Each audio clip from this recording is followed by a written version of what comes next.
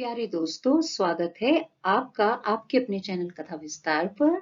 दोस्तों, हम हैं फिर एक साथ। हमारी कहानी अब भी नहीं है देर हुई भाग 11 में। आपको याद होगा कि माणिक और अर्जुन अब थोड़ी बातें करने लगे थे और अर्जुन इस बात के लिए शुक्रगुजार था कि चलो एक्सीडेंट के ही बहाने से सही मेरे भाई से मेरी बात तो हुई। अब चलते हैं आगे। माणिक और अर्जुन अब थोड़ी थोड़ी बात करते इकट्ठे बैठते थे और माणिक बड़े भाई अर्जुन की बहुत अच्छे से देखभाल करता है। घर के हर सदस्य से मिले हुए प्यार और देखभाल से अर्जुन अब लगभग ठीक हो गया है।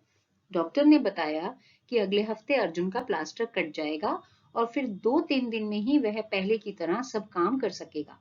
प्लास्टर काटने से 2 दिन पहले अर्जुन अपने बिस्तर पर आराम से लेटा हुआ था और मालविका दफ्तर जाने के लिए तैयार हो रही थी। अपने बालों में कंघी करते हुए वह बोली, अर्जुन, आज जीवन में पहली बार मुझे परिवार का मतलब समझ आ रहा है। मैं कितनी बेफिक्र होकर ऑफिस जा पा रही हूँ, क्योंकि पता है घर में सब लोग हैं, तुम्हारा ध्यान रखेंगे। अर्जुन उसकी हाँ में हाँ मिलाता है। तब वह आगे कहती है कि माँ और पिताजी ने मुझे कल रात को अपने पास बिठाकर बहुत प्यार से समझाया कि बेटा, अगर किसी डॉक्टर ने तुम्हें कह दिया है कि किसी भी तकनीक से तुम मां नहीं बन पाओगी, तो भी कोई बात नहीं। शायद भगवान यही चाहते हैं कि तुम किसी अनाथ बच्चे को माँ बाप का प्यार दो। बेटा, अपने लिए तुम एक बच्चा गोद ले सकती हो। तब अर्जुन बोला, हाँ मालू, कल माँ ने दिन में मुझसे भी यही कहा था। वह कह रही थी कि जितनी जल्दी हो सके बच्चा गोद ले लो, जिससे कि मालविका के मन में एक भराव आ जाएगा। अर्जुन, शाम को ही हम लोग बात करेंगे माँ पिताजी से। दफ्तर से वापस आने के बाद मैं और तुम माँ पिताजी से बैठ के बात करेंगे। यह कहकर वह किचन में अपना टिफिन लेने को जाने ही लगती है कि माँ उसका टिफिन देने आ जाती है। मालू, बेटा, तुम्हारा खाना और यह सलाद और फल। बेटा, अच्छे से खाया करो, यही खाया पिया हुआ बुढ़ापे में भी काम आता है। मालविका अपना टिफिन लेती है और बहुत दिन के बाद आज फिर उसका मन किया कि वह अपनी सास का आशीर्वाद लेकर ही ऑफिस जाए। यह सोचते हुए वह उनके आशीर्वाद लेने के लिए पैर छूती है और माँ के मुंह से आशीर्वादों की झड़ी लग जाती है। पहले मालविका के आंखों के कोर गीले हो जाते हैं और माँ के प्यार के सहलाने के बाद वह एकदम फूटकर रो पड़ती है। माँ और माणिक चौंक जाते हैं कि इससे ऑफिस जाते जाते क्या हुआ। वह दोनों एकदम बोलते हैं, अरे मालू, क्या हुआ। माँ फिर जल्दी से किचन से पानी लेने जाती है। माँ को इतनी हड़बड़ी में देखकर माणिक भी माँ के पीछे पीछे आ जाता है। मालविका सुबक सुबक कर रोने लगती है। वह बोले जा रही थी, माँ, मुझसे बहुत बड़ा अपराध हुआ है कि मैंने इतना प्यार करने वाले लोगों को नहीं समझा और अपने संकुचित मन के कारण अलग जाकर रहने लगी, जबकि आपने मुझे हर हाल में खुले दिल से स्वीकारा। यह कहते हुए वह और जोर से रोने लगी। अब आवाज सुनकर हार्दिक और पापा भी उसी कमरे में आ गए।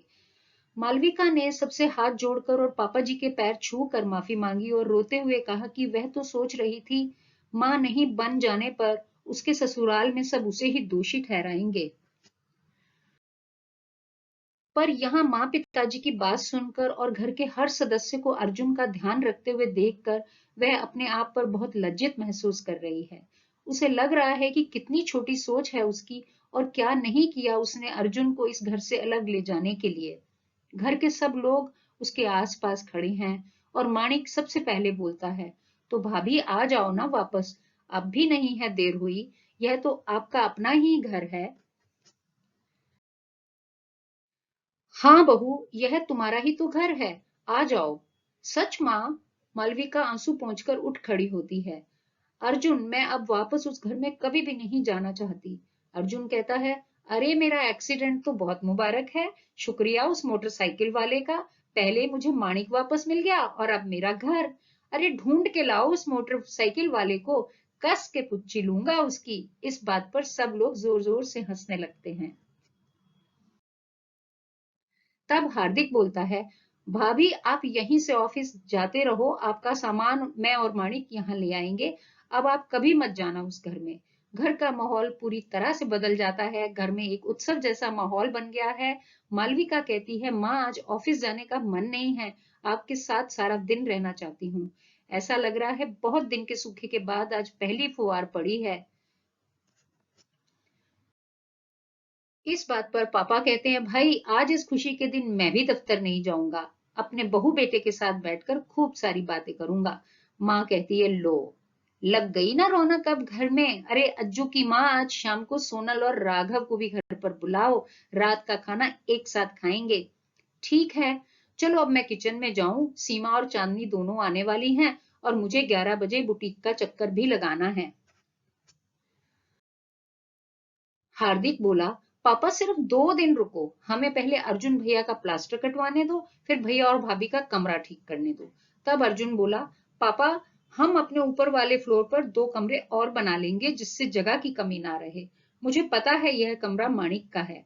तब माणिक कहता है, कोई बात नहीं भाई, आप यहाँ आराम से रहो, पहले भी यह कमरा आप ही का था, मैं हार्दिक भाई के साथ रह लूंगा। भाई कमरे तो ऊपर 2 नहीं 4 ही बनेंगे, पापा ने कहा। तीनों बहुओं को ऊपर एक एक कमरा और एक मेहमानों के लिए। नीचे के चारों कमरों में एक एक बहू बेटे का और एक हमारा। आज बहुत सुख का अनुभव हो रहा है कि बहुत पहले सस्ते जमाने में बचत कर करके और तुम्हारी माँ के गहने बेचकर यह जमीन खरीदी थी, जो अब हम सबको एक साथ रहने के लिए बहुत काफी है। हाँ जी पापा, माणिक ने कहा। माँ बाकी बातें मैं शाम को आकर करूंगा, मुझे ऑफिस जरूर जाना है, बहुत देर हो रही है, मेरा टिफिन तैयार करवा देना। हार्दिक बोला, माँ मैं तो आज घर से ही काम करूंगा और शाम को थोड़ी देर घूमने जाऊंगा। अरे हाँ हाँ चले जाना, पता है तेरा भी वक्त आ गया है, अब इसीलिए तो पापा ऊपर भी कमरे बनवा रहे हैं। मालविका बोली, मतलब मम्मी जी? अरे वह भी सब तैयार है, बस तुम अब देखती जाओ। तब घर पर तारिणी और नंदिनी के बारे में बातें होती हैं। पापा बताते हैं कि जैसे ही अर्जुन ठीक होगा, तारिणी के घर के लोगों से मिलने जाना है। यह बात सुनकर माणिक वहीं बैठ जाता है। माँ पूछती है, माणिक अब तेरी देर नहीं हो रही? हाँ हाँ हो रही है, बस ये आखिरी बात बहुत जरूरी है ना, तो ये तो सुनना जरूरी है। फिर आप ही कहोगी, माणिक हर जरूरी काम भूल जाता है तू। हाँ यह तो सबसे जरूरी काम है भाई, हमारे बेटे को जिसके लिए इसने अपनी बहुत पुरानी सिगरेट की आदत को अलविदा कह दिया है। हाँ बेटा, मैं तो आज यह बात सबके बीच कहूंगी कि फक्र है मुझे इस पर। माँ तारिणी पर फक्र करो, उसी के प्यार ने इससे यह सब करवाया है।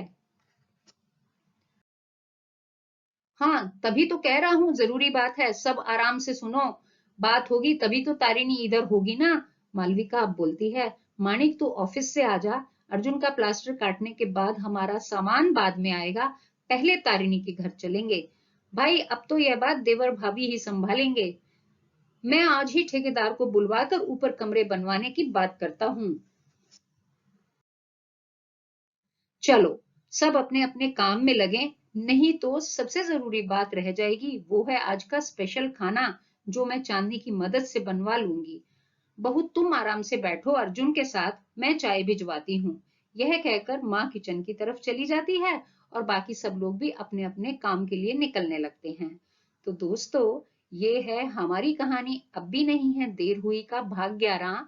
भाग 12 में भी हम जल्दी मिलेंगे। देखते हैं तारिणी के घर के लोगों से बात होकर इन लोगों की शादी कब तय होती है और हार्दिक और नंदिनी के बारे में आगे क्या होता है। दोस्तों, आपको मेरी ये कहानी अब भी नहीं है देर हुई भाग 11 कैसी लगी, कृपया कमेंट करके जरूर बताइएगा और प्लीज आप अपने चैनल को सब्सक्राइब कर लीजिए। थैंक यू, धन्यवाद।